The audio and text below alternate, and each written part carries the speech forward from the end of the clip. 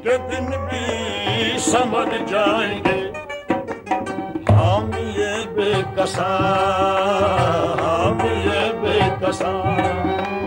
क्या कहेगा जहां आपके दर से खाली लग जाएंगे हम ये बेकसा। क्या कहेगा जहां आपके दर से खाली लग जाएंगे। कोई अपना नहीं गम के मारे हम। गुलाम फरीद साबरी, मकबूल अहमद साबरी और उनके हम नवा ये शानदार कव्वाली पेश कर रहे थे, ताजदार हरम हो निगाह करम। और इसी के साथ मैं आप सब की खिदमत में आदाब अर्ज़ करता हूँ। और ये कव्वाली जो है ख़ास तौर पर रमज़ान मुबारक की अज़मत के बारे में और इसके तकरीम का ख्याल करते हुए हमने पेश की। और ख़ास तौर पर हमारे मेहमान जेम्स शेरा साहब जो कि रग्बी के साबिक़ मेयर भी हैं और जिनको अभी अभी हुकूमत पाकिस्तान ने उनकी खिदमत के लिए सितारा पाकिस्तान का खिताब दिया है। तो जेम्स शेरा साहब बहुत शुक्रिया। तो आपकी पसंद की ये कवाली हमने अभी पेश की। आप हमें बताइए कि आप कब से इंग्लिस्तान में तशरीफ़ लाए हैं? अयूब भाई, सबसे पहले तो मैं अपने पाकिस्तानी मुसलमान भाइयों को रमज़ान मुबारक कहना पसंद करूंगा और उसके बाद जो हमारे हिंदू भाई ये प्रोग्राम सुन रहे हैं उनको नमस्ते, और जो हमारे पंजाबी भाई जो सरदार साहब जो सुन रहे हैं उन सबको मेरी तरफ से सत श्री अकाल और पाकिस्तानी मसीहों को सलाम कहता हूँ। ये ख़ास मेरा ख्याल है पॉलिटिशियंस वाली बातचीत आपने की है। नहीं, ये बात ये नहीं है। मैं समझता हूँ कि ये रेडियो जो है इसकी रेपुटेशन है कि ये सभी की नीड्स को, सभी की आवाज़ को ये फैला रहा है और सभी की तर्जमानी करता है। तो मैंने समझा ये मुनासिब होगा कि मैं आप जो कुछ भी कह रहा हूँ ये सबको को मुखातब करके कहूँ। तो आपने कहा है कि मैं पाकिस्तान भाई, इससे पहले कि आप शुरू करें मैं यहाँ पर बता देना चाहता हूँ कि BBC रेडियो WM और रेडियो लेस्टर जो है वो ख़ास तौर पर एशियाइयों के लिए बहुत बड़े अपनी लैंग्वेजेस में भी प्रोग्राम करते हैं और दूसरे एशियाई म्यूज़िक के प्रोग्राम जो हैं वो वीकडेज़ में 7 से 12 बजे तक बर्मिंघम से होता है और लेस्टर में 6 से 12 बजे तक होता है। उसके बाद वीकेंड्स पर भी ख़ास प्रोग्राम होते हैं। और आज का ये जो प्रोग्राम है उर्दू में होता है और उसमें हम किसी पर्सनैलिटी की शख्सियत के बारे में बातचीत करते हैं, उनके पसंद का म्यूज़िक पेश करते हैं। और आज आप हमारे मेहमान हैं, चौथे या पांचवें मेहमान हैं, क्योंकि इससे पहले भी 4 हफ्ते हमने ये प्रोग्राम किया और बहुत ही लोगों ने इसको पसंद किया है और बहुत लोग इसको शौक़ से सुनते हैं और आपके ख्यालात सुनने के लिए भी बहुत मेरा ख्याल में वो बेचैन हैं। तो आप अब बताइए हमें कि BBC की आपने कहा कि ये खिदमात जो हैं वो बहुत हैं कि उन्होंने एशियाइयों के लिए प्रोग्राम शुरू किए, लेकिन होम ऑफिस कोशिश कर रहा है कि मीडियम वेव की फ्रीक्वेंसी लेकर वो कोई इंडिपेंडेंट रेडियो स्टेशन को दे दिया है।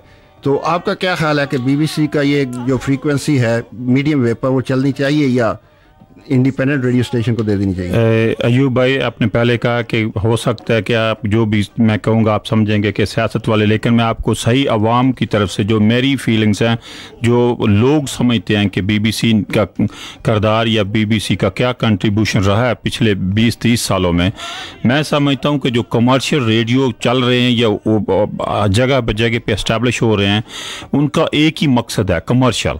और कमर्शियल बेसिस पे जो भी वो प्रोग्राम पेश करते हैं उनमें से अगर वो कमर्शियली वायबल हैं तो वो करेंगे।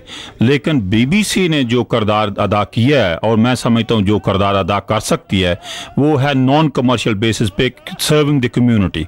मैं समझता हूँ कि ये पॉइंट भी ये हमें हमेशा याद रखना चाहिए कि कम्युनिटी की सर्विस जो है वो बेलौस तरीके से की जाती है, वो एक मुनाफा या उसकी प्रॉफिट बेसिस पे नहीं किया जा सकता। और इसलिए मैं समझता हूँ कि BBC का रहना और इस प्रोग्राम का मीडिया वे पे जारी रहना आवाम के लिए, मल्टीकल्चरल पर्पसेस के लिए, हार्मोनियस रिलेशंस के लिए इस बहुत ज़रूरी है। और मैं समझता हूँ कि BBC का रिकॉर्ड जो है एशियन लोगों के दिलों में और एशियन लोगों के लिए जो कुछ खिदमात BBC ने की हैं आपके प्रोग्राम के थ्रू, मैं समझता हूँ कि वो क्लियर ये आप लोगों को ट्रिब्यूट है कि आप लोगों ने बहुत बेहतर किरदार अदा किया है। तो मैं समझता हूँ कि चाहे कितने भी रेडियो स्टेशन हो जाएं, BBC का मीडियम वे की सर्विस का रहना बहुत ज़रूरी है। और मैं शेरा भाई, यहाँ पर कहना ज़रूरी समझता हूँ कि हमारे सुनने वाले जो हैं आज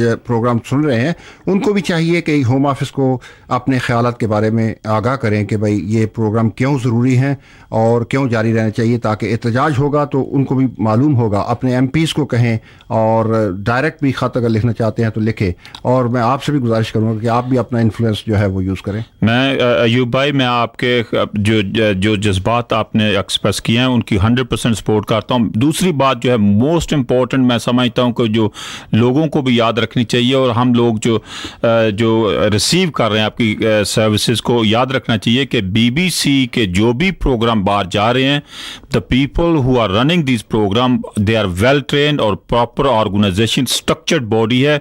हर प्रोग्राम प्रॉपर स्क्रूटनाइज हो रहा है, हर प्रोग्राम प्रॉपर तरीके से बनता है और चलता है। जो नए स्टेशन आ रहे हैं उनमें से वो एक्सपर्टीज, वो एक्सपीरियंस नहीं है और मैं समझता हूँ क्वालिटी जो है और बैलेंस प्रोग्राम जो है वो BBC ही दे सकती है, क्योंकि वो लोग जो है ना BBC का जो एक्सपीरियंस पिछले 50 साल का है इस फील्ड में, वो दे कांट बीट इट। और दूसरी बात यह है कि फिर मैं कहता हूँ कि कोई चीज़ भी जो मुनाफे की बेसिस पे पेश की जाती है, मुनाफा और लॉस की बेसिस पे, उसमें कम्युनिटी के जो मकासद या कम्युनिटी की आवाज़ जो है वो कई दफ़ा नज़रअंदाज या इग्नोर हो जाती है।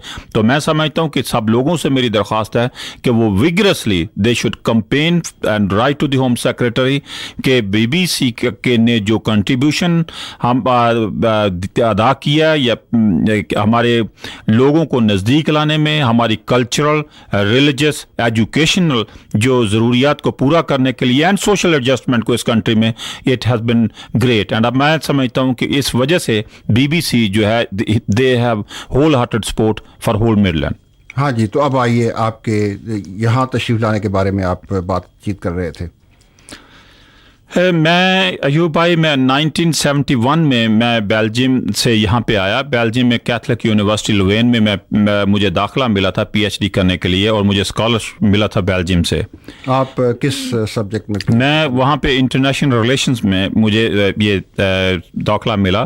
तो जब मैं बेल्जियम पहुँचा तो वहाँ पे फ्रेंच एंड फ्लैमिश थी, 2 लैंग्वेजेस। मेरे लिए बहुत प्रॉब्लम हो गया। एक तो ये कि मैंने कभी फ्रेंच एंड फ्लैमिश पढ़ी नहीं थी, लेकिन इसके बावजूद जब मैंने देखा वहाँ पे culturally I was totally isolated. तो मैं यहाँ पे अपने एक दोस्त को मिलने कॉवेंट्री आया, तो मैंने देखा कि लाइफ जो है इस मच मोर कलरफुल। अपने लोग मिले, ज़बान मिली, खाने को अगर जो भी आप चाहते हैं मिलता है, हर चीज़, लिबास। तो आई फेल्ट कि मैं वापस अपने मुल्क में आ गया हूँ। तो इस वजह से मैं टेम्पटेशन आ गई कि मैं बेल्जियम से यहाँ पे अपने आप को माइग्रेट करवा लूँ। आपने मुल्क की आप बात की है, तो आप कौन से मुल्क से तशरीफ लाए थे? पाकिस्तान से। ओरिजिनली मैं पाकिस्तान से आया था। और कौन से शहर से? तो पाकिस्तान से मेरा ताल्लुक गुजरांवाले से है। तो गुजरांवाले के नज़दीक एक गांव है लोनियावाला, मैं वहाँ मेरी पैदाइश हुई और लोकल स्कूल में मैं गया और वहाँ से उसके बाद मैं फिर गुजरांवाला में इकबाल हाई स्कूल में जो मैट्रिक किया, उसके बाद इस्लामिया कॉलेज गुजरांवाले से मैंने BA किया। तो उसके बाद मैं लाहौर FC कॉलेज से मैंने MA करके तो मैं यहाँ पे आया। MA किस सब्जेक्ट? MA पॉलिटिकल साइंस में। जी, तो वहाँ पर अपने ख़ानदान के बारे में कुछ हमें बताइए। अपने बहन भाई कितने? जी हाँ, मेरे एक भाई हैं जो वहाँ पे, he is also a member of the local district council, और एक मेरी बहन है जो आजकल सऊदी अरेबिया में है। वहाँ पे उनके हस्बैंड काम करते, तो she is in Saudi Arabia. तो मेरी फैमिली बहुत छोटी फैमिली है और माँ बाप मेरे जो फार्मिंग कम्युनिटी से ताल्लुक़ है उनका तो लोनियावाले में अभी भी हमारा जो है घर वहाँ पे है।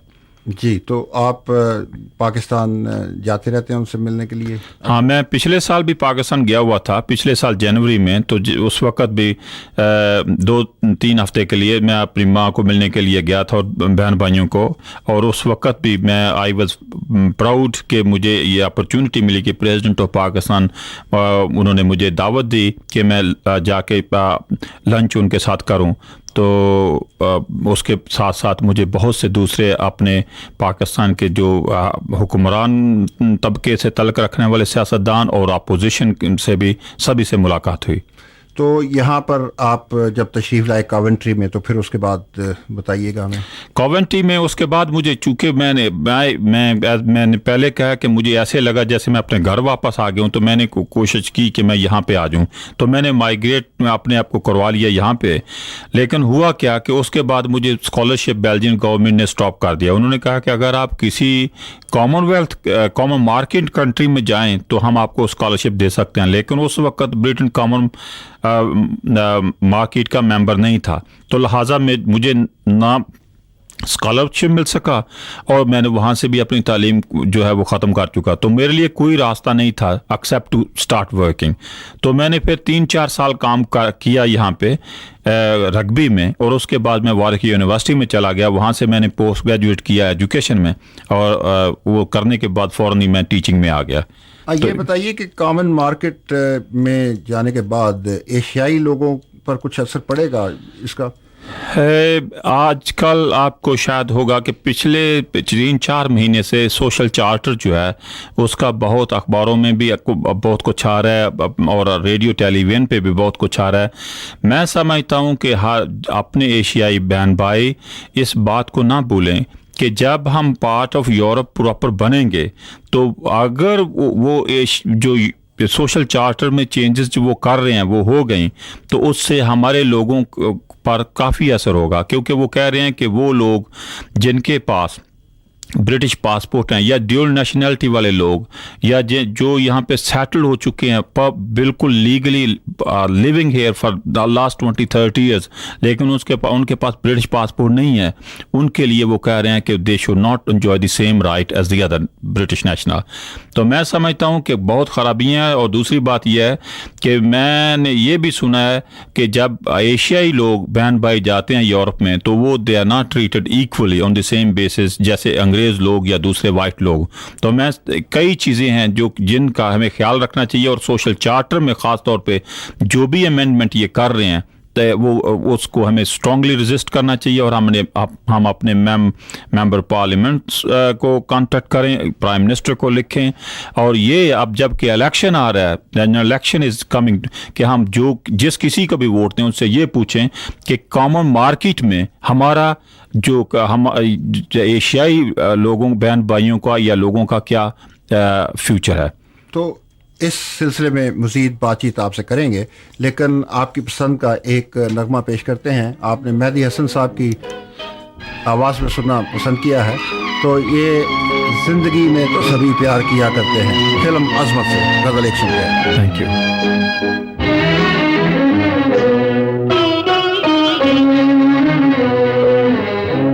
जिंदगी में तो सभी प्यार किया करते हैं, जिंदगी में तो सभी प्यार किया करते हैं।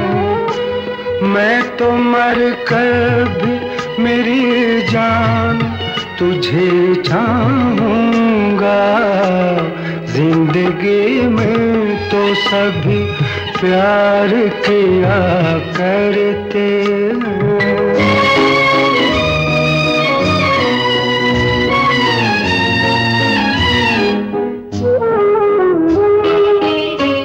तू मिला है तो ये एहसास हुआ है मुझको, ये मेरी उम्र मोहब्बत के लिए थोड़ी है।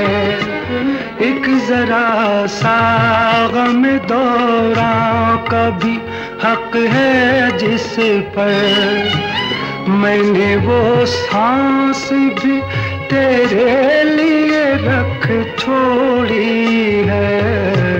तुझ पे हो जाऊंगा कुर्बान, तुझे चाहूंगा।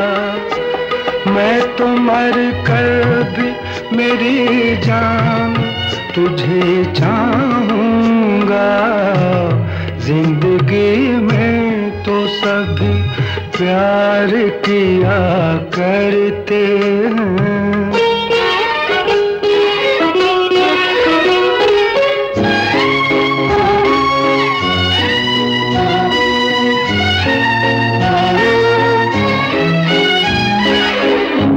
अपने जज्बात में नगमात रचाने के लिए मैंने धड़कन की तरह दिल में बसाया है तुझे। मैं तसव्वुर भी जुदाई का भला कैसे करूं। मैंने किस्मत की लकीरों से चुराया है तुझे। प्यार का बन के निगहबान तुझे चाहूंगा। मैं तो मर कर भी मेरी जान तुझे चाहूंगा। जिंदगी में तो सभी प्यार किया करते हैं।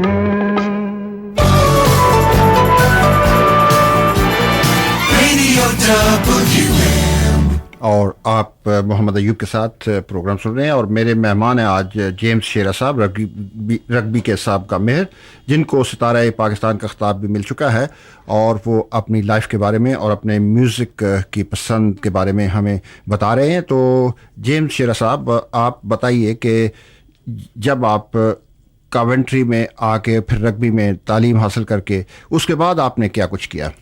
उसके बाद मैं टीचिंग में चला गया और फिर पिछले 77 से लेके अभी तक मैं टीचिंग में हूँ और आजकल मैं रग्बी में एडवाइजरी टीचर हूँ। मेरी स्पेशल रिस्पॉन्सिबिलिटी जो है वो मल्टीकल्चरल एजुकेशन है और मैं वहाँ पे जो मल्टीकल्चरल एजुकेशन की टीम है रग्बी एंड डिस्ट्रिक्ट की, उसका इंचार्ज भी हूँ। और उसके अलावा सियासत में आपने बहुत ज़बरदस्त कारनामे किए हैं, उसके बारे में हमें कुछ बताइएगा। मैं जब यहाँ पे 71 में आया तो मैं उस वक़्त मेरा कोई यहाँ पे रिश्तेदार नहीं था सिवाय मेरे अपने के और मेरी वाइफ के। तो मैंने सोचा कि बजाय यहाँ पे अपने आप को आइसोलेट करने के, मैं क्यों ना किसी सोशल या पॉलिटिकल पार्टी के साथ अपना ताल्लुक़ कर लूँ पैदा। तो मैंने 72 में लेबर पार्टी को ज्वाइन किया और उसके बाद मैं एक्टिवली इन्वॉल्व रहा। मैंने सोचा कि जब अगर हम लोगों ने यहाँ पे रहना है तो हमारे लिए ये बहुत ज़रूरी है कि हम अपने आप को लोकल सियासत में शामिल करें, कि वरना जो भी पास हो रहे हैं, जो कानून बन रहे हैं, यहाँ पे डेमोक्रेट सिस्टम ऐसा है कि अगर आप उसका हिस्सा नहीं तो बाद में आप कुछ भी नहीं कर सकते जब वो कानून बन जाता है। तो इसलिए मेरा इंटरेस्ट जो था इस वजह पे से भी था कि मैं समझता हूँ कि अगर बाद में ग्रम्बल करने के ये हमारे लिए अच्छा नहीं, ये कानून हमें पसंद नहीं है, तो उससे बेहतर ये है कि आप उस बॉडी का हिस्सा बने जिस बॉडी में वो बन रहा है, तो उसको कम्पीट कर सकें। तो इसलिए मैंने सियासत में 72 में यूबाई हिस्सा लेना शुरू कर दिया और फिर 76 में मैं रग्बी लेबर पार्टी का जो चेयरमैन मुंतखब हो गया। तो मैं उस वक़्त से बहुत एक्टिवली इन्वॉल्व रहा हूँ और 82 में मैं काउंसलर के लिए खड़ा हुआ। हालांकि उससे पहले भी मुझे बहुत चांसेस थे काउंसलर बनने के, लेकिन मैंने अपने आप को मैंने सोचा कि जब तक मैं 100% तैयार नहीं हूँ बजाय लाफिंग स्टॉक बनने की, तो मैंने 82 में मैंने कहा कि ओके आई विल स्टैंड। तो 82 में, और अब ये भी रिकॉर्ड है मिडलैंड में कि I am the only councillor जिसको सिर्फ 5 साल के बाद रग्बी बोरो काउंसिल का मेयर मुंतखब किया गया। वरना जो है इतना 5-6 साल की सर्विस में किसी जगह किसी को मेयर नहीं बनाते। तो इसकी वजह क्या हो सकती है? उसकी वजह ये थी कि मैं पिछले 72 से लेके 88 तक जो भी साल थे, चाहे मैं काउंसिल में था या नहीं, लेकिन मेरी कमिटमेंट जो थी रग्बी को वो फुल थी। हर जो वॉलंटरी सेक्टर में मैंने हर जो भी थे एज कंसर्न हो गए या कोई भी वॉलंटरी ऑर्गेनाइजेशन या रग्बी कम्युनिटी रिलेशन काउंसिल या you name it, I have been a part and parcel of all organisation. और मैंने जो सर्विस रेंडर की थी रग्बी के लोगों को वो इस मकसद के लिए नहीं की थी कि एक दिन ये मुझे they will repay be back by electing me their first citizen, लेकिन आई वाज एंजॉयिंग। मैं खुद मुझे जो भी कुछ कर रहा था आई वाज एंजॉयिंग और in return return I was also serving my people there. तो आपको उन्होंने हाईएस्ट अवार्ड भी दिया था रग्बी ऑफ द ईयर 1984 में। 1984 में मुझे जो अवार्ड ये मिला था, अगेन जो I was the first councillor जिसको रग्बी लायंस इंटरनेशनल की तरफ से rugby of the year award मिला। और उससे ये होता है कि, और वो मिला मुझे पिछले 12-14 साल की जो भी सर्विस थी उसके below service to the community, तो each year they consider this award.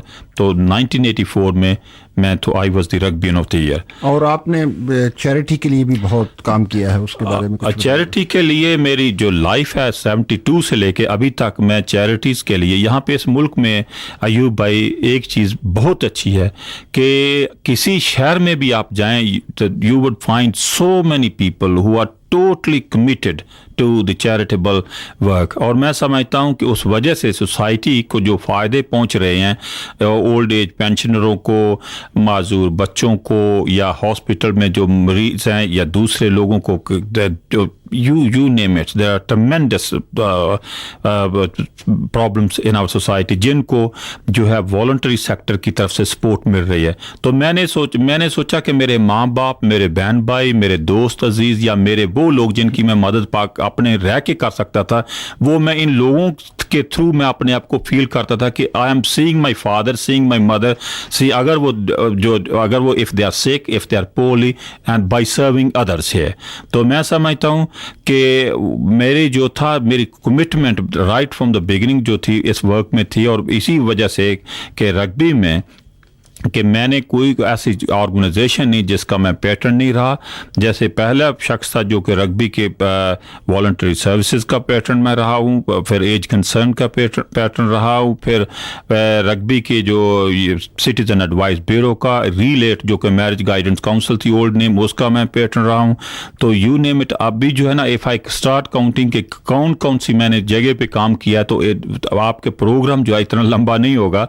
लेकिन मकसद ये है मेरा कि मैं समझता हूं कि जो भी हमारे एशियाई बहन भाई हैं, मेरी उनसे यही दरख्वास्त है इस प्रोग्राम के थ्रू कि हम लोग अपने हैंड इन हैंड उन लोगों के साथ काम करें जो कि वॉलंटरी सेक्टर में कर रहे हैं दूसरों की हेल्प करने के लिए। यह हर मज़हब का फंडामेंटल बेसिक प्रिंसिपल है कि वी शुड सर्व अदर। अपने आप को तो हर एक सर्व करता है, लेकिन to serve other, that the only way we can serve God. तो और Walsgrave hospital cancer appeal fund के लिए भी आपने कुछ चंदा इकट्ठा किया, तो उसके बारे में। वॉल्सग्रेव हॉस्पिटल में जो थे 32 बेडरूम की एक्सटेंशन बननी थी, और 32 बेडरूम जो उसके लिए हमें 1.75 मिलियन पाउंड की ज़रूरत थे।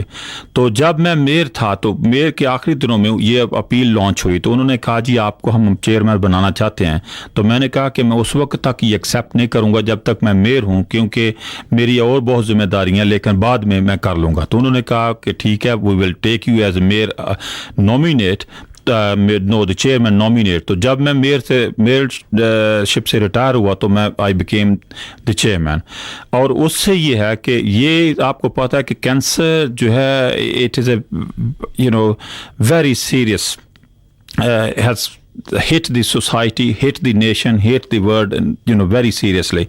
तो जो कमिटमेंट मेरी थी वो ये थी कि लोग मेरे साथ दूसरे साथी भी थे कि किसी तरीके से ये टारगेट पूरा किया जाए, और खुदा के फजल से और दोस्तों और उन लोगों के जो कि चैरिटेबल काम में बढ़ चढ़ के हिस्से लेते हैं, we manage to raise 1.75 million pound last year.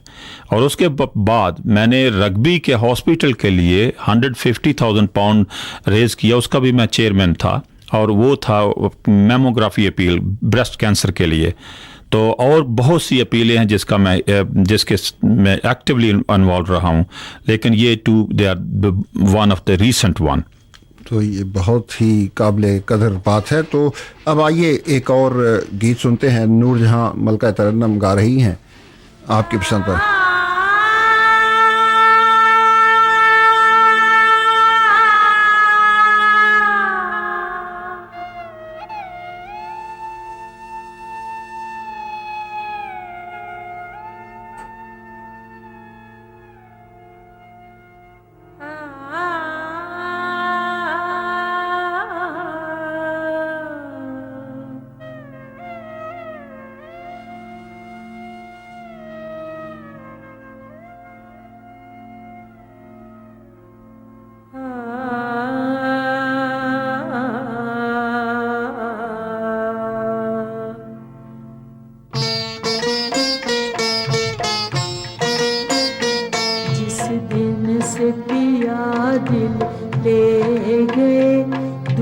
दे गए उस दिन से घड़ी पल है चैन नहीं आए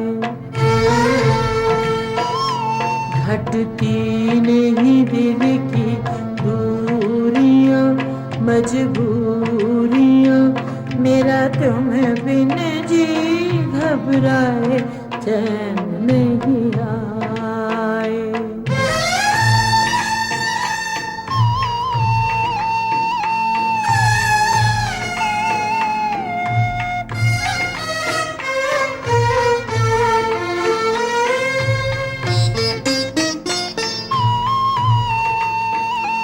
जब चहके पंछी शाम के रह जाऊं मैं दिल को थाम के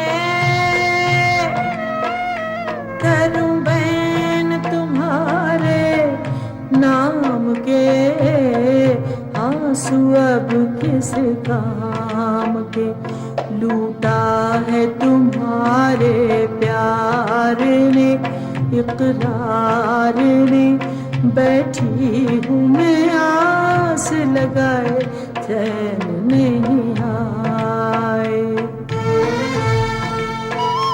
जिस दिन से पिया दिल ले गए दुख दे गए उस दिन से घड़ी पल खाए चैन नहीं आए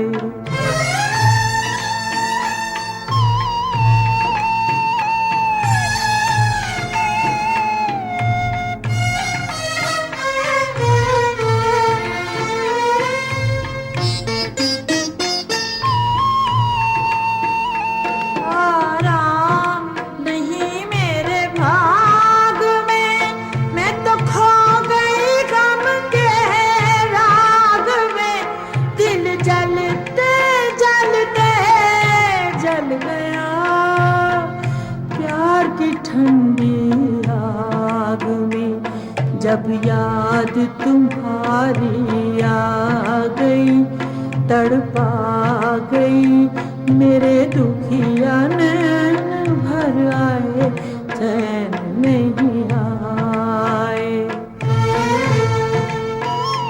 घटती नहीं दिल की दूरियां मजबूरियां मेरा तुम बिन जी घबराए चैन नहीं आए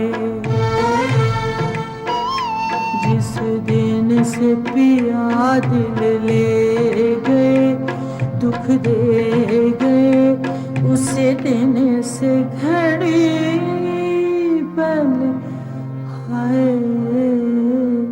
चैन नहीं आए There's only one place for music and conversation. BBC Radio WM. और मैं बातचीत कर रहा हूँ जेम्स शेरा साहब से ईस्ट वेस्ट प्रोग्राम में 5 बजे तक मैं आपके साथ हूँ और उसके बाद राज संगार रात के 7 बजे तक अपना प्रोग्राम लेकर आएंगे न्यूज़ व्यूज़ एंड म्यूज़िक। तो जेम्स शेरा भाई आप बताइए कि आप इतने सारे जो काम करते हैं चैरिटी के और बोर्ड ऑफ गवर्नर्स में भी आप हैं चेयरमैन हैं उनके और रग्बी रेशियल इक्वालिटी काउंसिल के भी चेयरमैन हैं उसके बाद सोलिसिटर्स कंप्लेंट्स ब्यूरो लंदन के भी मेंबर हैं तो आपको इतना टाइम कैसे मिल जाता है? भाई बात यह है कि सबसे पहले हर आदमी को मैं समझता हूँ कोई भी काम अगर आपकी कमिटमेंट है तो you can adjust that one. कई लोग जो हैं वो शाम को जाते हैं दूसरी महफिलों में बैठते हैं दोस्तों को मिलते हैं या उनकी और हॉबी होती है स्विमिंग में जाते हैं क्रिकेट में जाते हैं या फुटबॉल तो और सोशल तरीके से अपने। लेकिन मेरी कोई भी जब से मैं इस मुल्क में नहीं बल्कि पहले से भी मेरी हॉबी जो है always has been the people. तो इसीलिए जो भी आप जिस ऑर्गेनाइजेशन को भी आप देखेंगे जिसके साथ भी मेरा राब्ता रहा है और या है वो इट इज़ जो है है ना just purely to serve the people. तो इसलिए मैं जो कुछ भी मेरा टाइम है, मेरे और कोई कमिटमेंट नहीं, या मेरी अपनी फैमिली है या ये दूसरे ऑर्गेनाइजेशन है। यही मैं पूछना चाहता था कि फैमिली को भी टाइम देते हैं या नहीं? मैं खुशकिस्मत हूँ रियली कि मेरे जो वाइफ है और बेटा जब बहुत अंडरस्टैंडेबल है, वरना उनके बगैर ये जो भी लोग जो पब्लिक सर्विस करते हैं उन नेचुरल ये है कि उनकी अपनी जो ख़ानदान है वो समटाइम सफ़र।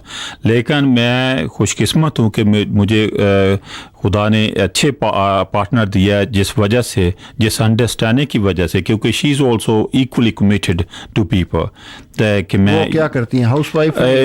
वो मेरा अपना होटल है और उसको होटल की मैनेजमेंट जो है वो कर रही हैं। और दूसरी बात सबसे बड़ा काम है कि बच्चा है, मेरे बेटा अजीम 7 साल का है, और जब बच्चे हों तो आपको पता है कि हाउसवाइफ के लिए इट्स ए बिग जॉब कि बच्चे को लुक आफ्टर करना। तो लिहाजा वो भी लेबर पार्टी की मेंबर हैं, और she was also work university से वो पोस्ट ग्रेजुएट हैं, टीचिंग में थी पहले, लेकिन बाद में अब टीचिंग छोड़ दी बच्चे की वजह से। तो लिहाजा मेरा जो भी कंट्रीब्यूशन है दूसरे कामों में, उस कंट्रीब्यूशन में सबसे बिगेस्ट कंट्रीब्यूशन जो है वो मेरी फैमिली का है।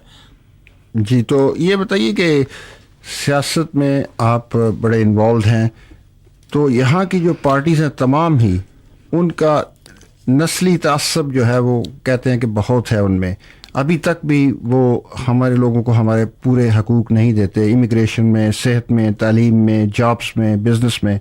तो आपका क्या ख्याल है इस सिलसिले में?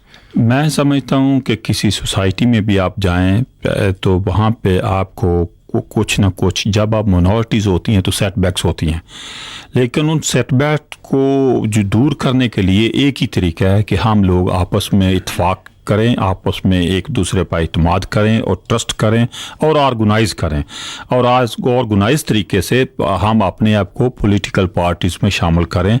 जब तक पॉलिटिकल पार्टीज़ को ये पता ना हो कि हम really we mean business and we know कि we have been discriminated in all walk of life, उस वक्त तक जब तक हमारा वोटिंग पावर नहीं होगी, nobody is going to give us in the plate.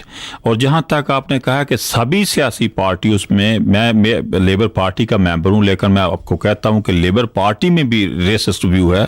और जो कुछ भी हम लोग यहाँ बर्मिंघम में खुदा के फजल से हमारे काफ़ी पाकिस्तानी भाई काउंसलर्स हैं और दूसरे भी हैं, जो कुछ भी हम लोगों ने अचीव किया, it was very difficult to achieve.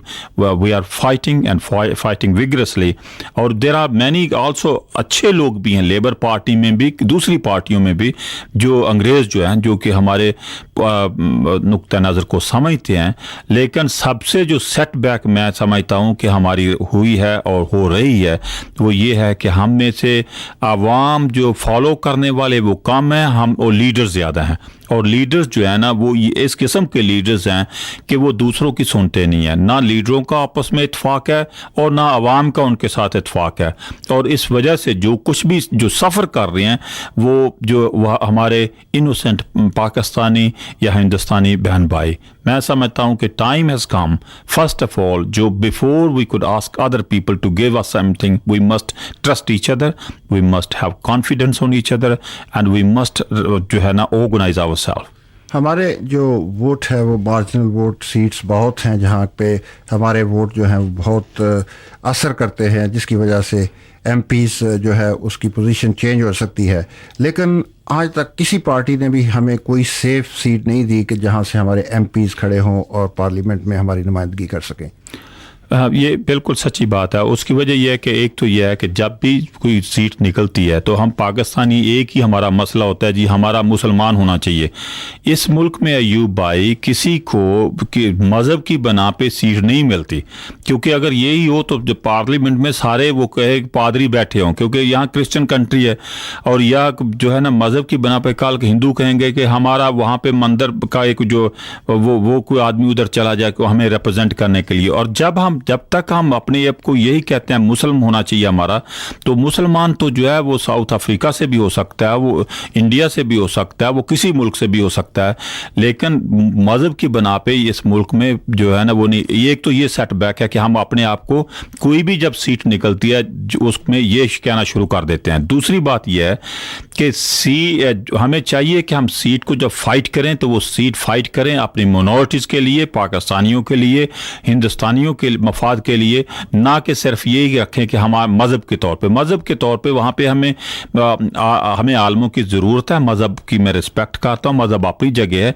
लेकिन जहाँ तक मेंबर पार्लियामेंट का तल्लुक है उसने अंग्रेज़ों को भी रिप्रेजेंट करना होता है।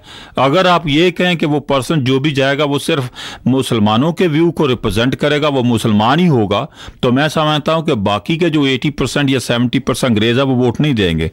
सबसे एक तो बात यह है कि हम आपस में लड़ लड़ के इस नुक्ते से अपने आप को खराब कर दें। दूसरी बात है जहां कहीं भी कोई सीट निकलती है वो जो है बजाय हम यूनाइट होके, बजाय हम कम्युनिटी को कहें कि okay pick up the best candidate and give full support to that candidate, irrespective, चाहे कोई किसी कौम ने भी, जब किसी कम्युनिटी ने, किसी ग्रुप ने जब अपने हकूक को हासिल किया तो वो यूनाइटेड एफर्ट्स करके किया, कभी फ्रिक्शन करके नहीं हुआ। पाकिस्तान कभी ना बनता अगर मुस्लिम लीग यूनाइट ना होती, और उस यूनाइटेड एफर्ट्स की वजह से जो पाकिस्तान बनना भी जो था एक मौजज़ा था। मैं समझता हूँ अगर वो उस वक़्त अगर हमारे भाई जो हमारे कायद या लीडर्स ले कर सकते थे अपने राइट्स को अंग्रेज़ों से मनवा सकते हो, तो अब भी हम मनवा सकते हैं यहाँ रहते हुए, लेकिन हम लोगों को पहले आप सही इंसान सही तरीके से यूनाइट होके बेलौस लोगों की खिदमत करने के लिए अपने आप को पेश करना चाहिए। और ये जो मुस्लिम पार्लियामेंट आजकल बनी है उसके बारे में आपके क्या व्यूज हैं? मैं समझता हूं कि मैंने आज तक किसी न्यूज़पेपर को, किसी रेडियो स्टेशन को मैं काफ़ी दफ़ा इंटरव्यू, लेकिन मैं इस मसले को हमेशा अवॉइड करता रहा हूं कि मैं इस मामले में ना ही आऊँ तो बेहतर है। लेकिन आज आपके प्रोग्राम में मैं अपने तासरात को आपको पेश करना चाहता हूँ as a Pakistani and also as a local politician.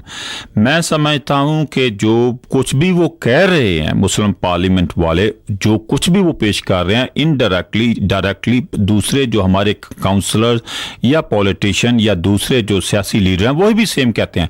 लेकिन ट्रेजेडी ये थी कि जो मुस्लिम पार्लियामेंट जो थी, जिस तरीके से उस प्लेटफॉर्म को पेश किया गया, एक तो ये थे कि जो भी उसमें शामिल थे मेजॉरिटी ऑफ देम वर जो थे वो हमारे उलमा या मजहबी रहनुमा थे।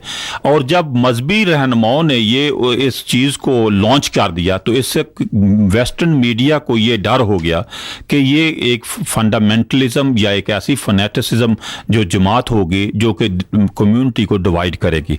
दूसरी बात यह है कि आप देखें कि पाकिस्तान में आप क्रिश्चियन कम्युनिटी है, हिंदुस्तान में सिख हैं या क्रिश्चियन भी हैं, दूसरे वो सभी कहना शुरू कर दे एक मुल्क में कि हमें एक क्रिश्चियन पार्लियामेंट चाहिए, एक फलानी पार्लियामेंट चाहिए, तो मैं सब बताऊँ किसी मुल्क का भी निज़ाम नहीं चल सकता। और दूसरी बात मैं ये कहना चाहता हूँ कि अगर इस किस्म के मसले शुरू करके मैं समझता हूँ हम अपने आप को सेट बैक कर रहे हैं। जो हकूक हमें लेने चाहिए वो ये है कि हमारे काउंसिल में, लोकल काउंसिल्स में हमारे काउंसलर्स हों, पार्लियामेंट में हमारे लोग हों, सब कुछ हो, वहाँ जब मेन स्ट्रीम के लोगों के साथ मिल के हम कानून को चेंज कर सकते हैं, बजाय हमने अपनी सेग्रीगेटेड जमातें बना के, सेग्रीगेटेड पार्लियामेंट बना के, मैं समझता हूँ हम अपनी कौम को, आवाम को, अपने मफाद को, इवन अपने मजहब को जो है वो ठेस पहुंचा रहे हैं। तो आइए अब आपकी पसंद का एक और गीत सुनते हैं मोहम्मद रफ़ी साहब की आवाज़ में। Thank you. जिंदगी भर नहीं भूलेगी ये बरसात की रात।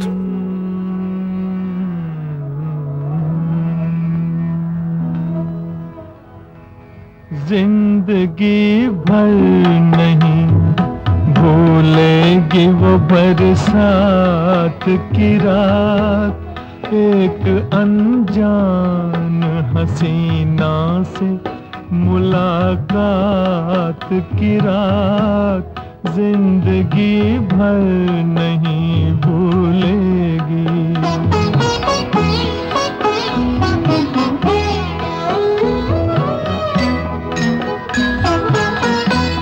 हाय वो रेशमी जुल्फों से बरसता पानी, हाय वो रेशमी जुल्फों से बरसता पानी, फूल से गालों पे रुकने को तरसता पानी, दिल में तूफान उठाते हुए, दिल में तूफान उठाते हुए, जज्बात की रात जिंदगी भर नहीं भूलेगी। डर के बिजली से अचानक वो लिपटना उसका, और फिर शर्म से बल खा के सिमटना उसका। मोहम्मद रफ़ी साहब की आवाज़ में ये खूबसूरत गीत फिल्म बरसात की रात में रोशन की संगीत पर आप सुन रहे थे। मुझे अफसोस है कि इसको काटना पड़ रहा है, फिर किसी वक्त आपको पूरा सुनवा दूंगा, लेकिन इस वक्त मैं बातचीत कर रहा हूं जनाब जेम्स शेरा साहब से, रग्बी के साबिक मेयर, और वो बताएंगे कि मेयर की ज़िंदगी के फ़राइज़ वगैरह और ड्यूटीज़ क्या होती हैं और उन्होंने क्या कुछ किया अपने 1 साल के दौरान में। अयूब भाई, जब मैं आपने ये बहुत, इसके लिए तो मुझे 6 महीने चाहिए कि तो मेरा एक साल चाहिए एक साल चाहिए कि पूरा ये इसको आपको सुनाने के लिए। लेकिन मैं जल्दी से आपको ये, जब मैं मेयर के लिए मुझे कहा गया खड़ा होने के लिए, और मैंने, और हकीकत ये है कि आप को मैं, अगर मैं सही तरीके से अपनी तर्जमा दिल के एहसासात की तर्जमानी नहीं कर सकता, क्योंकि मेरे लिए ये इस किस्म का ख्वाब था जो कि मैं ज़िंदगी में कभी सोच नहीं सकता था कि मैं दियारे गैर में आके एक ऐसे शहर में जहाँ के ना मेरा कल्चर, ना मेरा कोई जो तहजीब या कोई ताल्लुक है, उस शहर में आके मैं जो है फर्स्ट सिटीज़न बन जाऊँ। लेकिन जब मुझे कहा गया तो मैंने, मेरी खुशकिस्मती थी कि जब मुझे ये कहा गया तो सारी पार्टियों ने unanimously, labour, liberal, conservative, SDP, उन्होंने कहा कि हम आपको 100% सपोर्ट देते हैं एंड वी फील कि you would be credit to our city. तो मैंने एक्सेप्ट कर लिया, और उसके बाद जो बातें हुई, क्योंकि वो बेसिकली इसे कंजर्वेटिव टाउन और बोरो, तो मैं चूँकि लेबर पार्टी की तरफ से था, और उसके बाद पहला हफ्ता जब मैंने मेयर के दफ्तर में, एक पहली मेरी एंगेजमेंट थी, तो 2 लेडीज़ आई। मैं आपको एक किस्सा सुनाता हूँ कि हाउ समटाइम लोग कैन मिसकंस्ट्रू थिंग। तो वो आके तो मेरे पास बैठ गई अंदर मेरी, उन्होंने कहा कि मेयर के साथ उनकी मुलाकात थी, तो मेरे कमरे में आई मेयर पार्लर्स में, तो मैंने उनको टी कॉफ़ी वगैरह ऑफ़र की। तो 5 मिनट के बाद वो मुझे पूछती हैं कि could you please tell us what time mayor is going to come. अच्छा, वो ये समझती थी कि शायद मैं मेयर का कोई असिस्टेंट हूँ, कोई समथिंग, क्योंकि दे नेवर परसीव्ड कि एक काला आदमी या कोई एशियन भी मेयर हो सकता है। तो मैं इतना एम्बैरस हो गया, मैंने कहा कि भाई बात इसको इनको किस तरीके से समझाऊं कि मैं ही मेयर हूँ। तो मैंने कहा कि अच्छा, वो he is in the meeting, he will be here shortly, तो please have your cup of tea and I will call him. No no no, don't disturb him. मैंने कहा कि अगर आप चाहती हैं तो मैं उनको उसको रिमाइंड करवाता हूँ। खैर, उसके बाद 3, 4, 5 मिनट के बाद मैं भी नर्वस था कि इनको कैसे समझाऊं, बताऊं कि मैं, वो भी थी। वो फिर उन्होंने कहा कि भाई we have to sort out this meeting with the mayor and could you please tell us. मैंने कहा look, I must go and remind him. तो मैं बाहर गया, तो बाहर से जाके मैंने अपने जो मेयर का अटेंडेंट है उसको मैंने कॉल किया, मैंने कहा हो, तो वो उसको कहा मेरा रोब लेकर आओ। तो उसने, मैंने मेरल रोब पहन के चेन वगैरह लगा के दूसरे कमरे से, दूसरे दरवाजे से मैं अंदर आया। तो उसने नॉक किया दरवाजे पे, जो मेरा था असिस्टेंट, उसने कहा madam the mayor is here. तो मैं आई वॉकड इन, तो मैंने कहा कि प्लीज़ बी सीटेड। तो दे लुक्ड एट मी, तो मैंने कहा कि हैव यू बीन एंटरटेन। कहते yes yes, we had a cup of coffee before. तो मैंने, कहते by the way one lady took कर, तो कहते mister mayor can I ask you something. मैंने कहा, कहते who was the other young man here. तो मैंने कहा he was my twin brother. तो मैंने कहा has he entertained you? Oh yes, he was very nice gentleman. तो मकसद मेरा बताने का ये है कि लोग परसीव्ड ही नहीं कर सकते थे कि एक एशियन जो है वो इस ओहदे पे पहुंच सकता है या वो मेयर बन सकता है। जी, जी। तो इस किस्म का, लेकिन अगर हम लोग जो है, जब तक हमारे लोग जो हैं वो रोल मॉडल ना बने, हमारे बच्चों के लिए, इस सोसाइटी के लिए, और जब कभी हमें कोई मनसब मिलता है उसको हम पूरी दयानतदारी से पेश करें और करें, उसी तरीके से हम अपने दूसरे लोगों की भी खिदमत कर सकते हैं।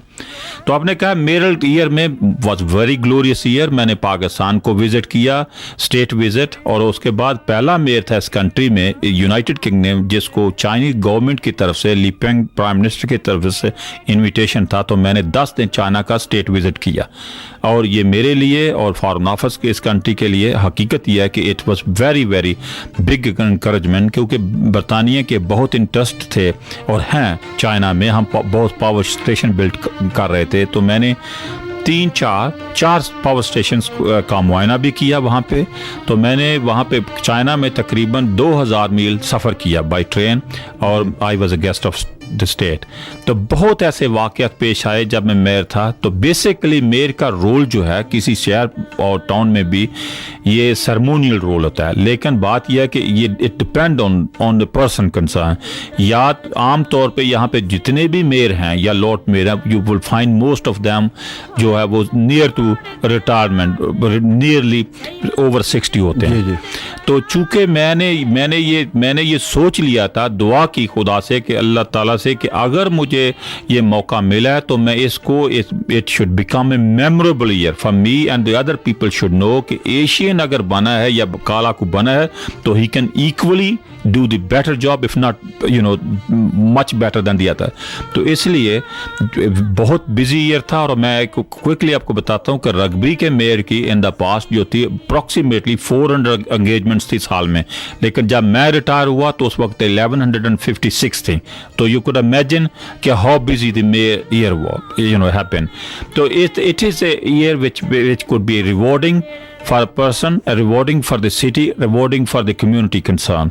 तो मैं समझता हूँ कि मेरी जिंदगी में it was one of the most glorious year. हाँ जी, तो अब आप क्या समझते हैं कि आप जिस मकाम पर हैं उससे सेटिस्फाइड हैं, या कुछ और अभी आपकी ख्वाहिशात हैं जो पूरी करना चाहते हैं आप? मैं अयूब भाई ज़िंदगी में कभी किसी चीज़ को जो है ना, मैं एक चीज़ पर यकीन करता हूँ कि जो चीज़ आपकी डेस्टिन है, आपके लिए किस्मत में लिखी है, वो ज़रूर होंगी, लेकिन आप कोशिश करें और अल्लाह ताला उसमें कामयाबी करेगा। मैं कभी सोच नहीं सकता था कि मैं इस मुल्क में आके तालीम हासिल करूँगा या ऐसे अदारों में बड़े बड़े जैसे सोलिसिटर कंप्लेंट्स ब्यूरो के एडजुडिकेशन कमेटी पे पूरे यूके के सोलिसिटर में एडजुडिकेट करूँगा।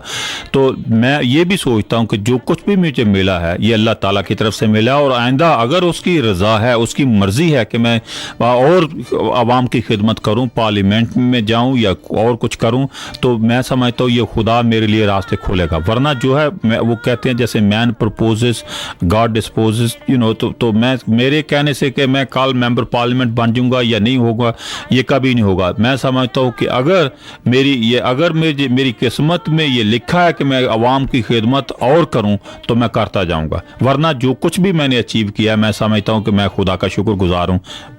मैं रियली आई कांट ग्रम्बल कि मुझे ज़िंदगी में कुछ नहीं मिला। मेरे खुदा ने बहुत अच्छी फैमिली दी है, बहुत अच्छी लाइफ दी है, बहुत अच्छी सेहत दी है, और मैं समझता हूं कि बहुत अच्छे दोस्त दिए। आप फिट कैसे रहते हैं?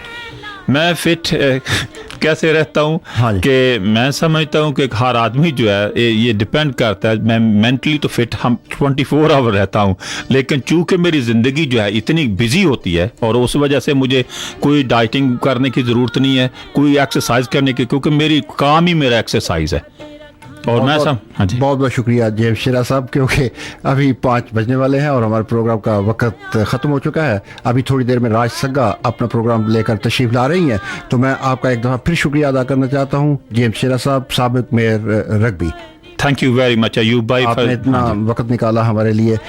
जी तो चाहता था आपसे बातें करें, लेकिन time is caught up. Thank you very much for giving me the opportunity. इसी के साथ हमारा आज का पुरानी यादें का प्रोग्राम खत्म होता है, और मैं आपसे ट्यूसडे नाइट को 9 से 10 बजे तक मिलूंगा आपकी फरमाइशों का प्रोग्राम लेकर। अभी चंद सेकंड के बाद राज संगा आपकी खिदमत में अपना प्रोग्राम लेकर तशरीफ ला रहे हैं। खुदा हाफिज।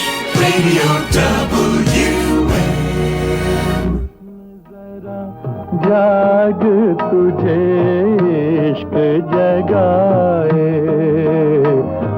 हुस्न जरा जाग तुझे इश्क जगाए, बदले मेरी तकदीर जो